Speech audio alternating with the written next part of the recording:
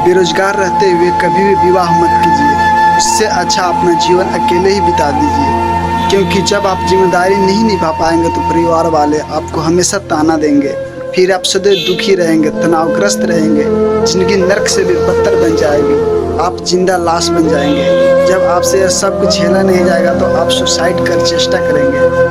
अगर जीते जी नर्क देखना है तो लड़का बनकर देखो। ना इज्जत, ना प्यार, ना ही सम्मान।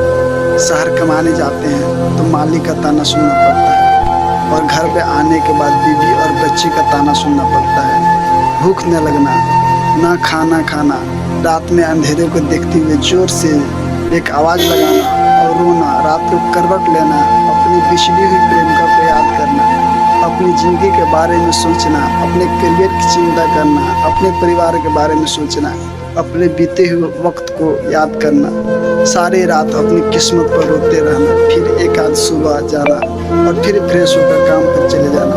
ऐसे ही जिनकी लड़कों की चलती है। हंसते हुए लड़कों को पूरे जमाने में देखा है, लेकिन रोते हुए लड़कों को देखने का सौभाग्य पसंदीदा स्त्री को ही मिला है।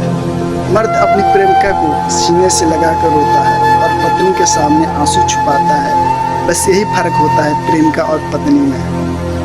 पहले माता पिता को लगता था कि बिटिया के लिए लड़का सही मिले या ना, लेकिन अब यह चिंता बेटों के लिए भी होने लगी है। उन्हें लड़की सही मिल जाए। एक समय था जब लड़कियां शादी से डरती थी और सोचती थी पता नहीं कैसा पति मिलेगा, कैसा ससुराल मिलेगा, लेकिन अब लड़के डरते हैं कि पता नहीं कैसी लड़की मिलेगी, घर को जोड़ने वाली या घर को तोड़ने वाली। डांट बुरी नहीं होती। यदि आपका अपना आपको डांटता है तो उसमें निश्चित ही आपका भलाई है। बांटने वाला आपसे प्रेम करता है, उसको आपकी चिंता है, इसलिए उस डांट को स्वीकार करके चुपचाप वहाँ से चले जाइए। कहते हैं कि जिस पत्थर पे छेनी हथौड़े की मार से दर्द हो वो कभी मूर्त नहीं बन सकती। जो खेत हल चलाने से दुखी हो वो अनाज कभी पैदा नहीं कर सकती। ये डांट छेनी हथौड़ी हल जैसा जरूर है, मगर ये डांट ही हमें शिक्षित करती है और प्रेरणा देती है।